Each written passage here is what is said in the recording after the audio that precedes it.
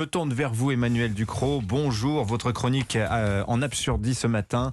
Vous nous parlez de cette réunion des ministres de l'Agriculture des 27. Ils étaient réunis à Prague vendredi pour discuter sécurité alimentaire, c'est dans l'air du temps. Face au changement climatique, est-ce qu'ils iront jusqu'à assouplir la réglementation sur les OGM ? Tiens, la question revient 10 ans tout pile après la publication des fameuses études du professeur Serralini sur les effets des OGM. C'était une de l'Express, si j'ai bonne mémoire. Du Nouvel Obs. De Nouvel Obs, vous avez raison. Vous voyez une certaine ironie à cette symétrie des situations ? Ces études conditionnent depuis 10 ans notre manière d'envisager le débat scientifique sur les technologies végétales. Je dis conditionne, je devrais dire pollue. Je vais faire un petit rappel des faits pour ceux qui ont perdu dans leur mémoire cet épisode. Le 19 septembre 2012, il y a donc 10 ans tout pile, le Nouvel Observateur publie un dossier choc. Les résultats d'une étude menée par un chercheur, Gilles-Éric Serralini, donc assez militant. L'étude semble prouver que le maïs génétiquement modifié, OGM donc, provoque d'affreuses tumeurs sur des rats. L'article est accompagné de photos qui les montrent totalement déformés, monstrueux. Ça fait très très peur et il y a une vague d'indignation médiatique et politique. On parle que de ça à l'époque, c'est vrai, ça fait très peur. A raison quand même ces photos de rats là. À tort. Car très vite, les scientifiques s'aperçoivent que l'étude est pleine d'erreurs. L'espèce de rat choisie pour avaler le maïs est connue pour développer des tumeurs en vieillissant. Rien à voir avec les OGM et tout dans l'étude est bancal de A à Z. Le texte est d'ailleurs très vite retiré des publications scientifiques, réfuté par de nouvelles expériences. Ça a d'ailleurs coûté très cher. L'étude est totalement discréditée aujourd'hui. C'était un ratage total. Pourtant, cette étude continue de peser sur le débat public. Et oui, l'étude Serralini a fait ce qu'on appelle un croche-patte à la science. Elle a imprégné l'inconscient collectif européen de l'idée que les OGM sont un danger pour la santé. Elle a réussi à imprimer cette image des rats à tumeurs et tout ce qui en découle dans notre imaginaire.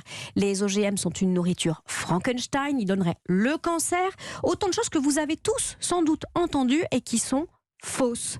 Elle a manipulé par la peur, elle a empêché toute réflexion sereine. Le mal était fait. L'étude Serralini continue à être exploitée par les opposants des OGM. Oh, pas ouvertement, mais vous savez, quand on commence à vous parler des dangers sur votre santé, vous avez forcément des choses qui vous viennent à l'esprit. Ils savent, ces opposants, que c'était faux, mais ils conditionnent les réactions par la terreur. La légende urbaine a même imprimer sa marque sur la loi. Il est peut-être temps d'en sortir de cette terreur, non ? Il est plus que temps d'en sortir parce qu'à cause de l'héritage Serralini, on étouffe tout le débat sur les biotechnologies végétales. En balançant le mot qui tue, OGM, on laisse l'inconscient collectif faire le reste. Des nouvelles techniques de génétique des plantes existent pourtant. On ne mélange plus les espèces comme on le faisait au temps des premiers OGM. On corrige le génome, on l'édite comme on édite un texte sous Word, on enlève les fautes de frappe de la nature, on met en avant certains mots, on l'aide à s'adapter à la sécheresse, aux maladies. Et c'est pour avoir accès à ces techniques que plaident les ministres européens. Une de ces techniques, d'ailleurs, c'est ironique, a été conçue par une Française, Emmanuelle Charpentier. Elle a eu un prix Nobel pour ça en 2020. Oui, ces techniques, c'était le ciseau génétique, CRISPR-Cas9. Voilà. Ces techniques sont mises dans le même sac que les OGM. Et oui, il y a un tel tabou qu'on ne peut même pas les expérimenter en labo pour en décider en connaissance de cause. L'étude Serralini fait peser une chape de plomb sur la réflexion de nos dirigeants. Elle annihile toute capacité d'innovation. Oui, au nom du principe de précaution. Exactement. Il y a quand même quelque chose d'incroyablement absurde de se priver par principe d'une avancée technique à cause d'une terreur fabriquée de toutes pièces il y a 10 ans. Cette peur nous prive de notre capacité de jugement éclairé. C'est un toxique politique puissant. Elle empoisonne l'esprit, l'avenir et la rationalité bien plus sûrement que tous les OGM du monde.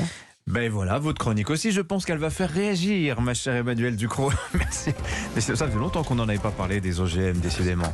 Bravo d'avoir remis le sujet sur la table. Merci Emmanuelle. On se retrouve demain. Philippe, je vous dis à la semaine prochaine.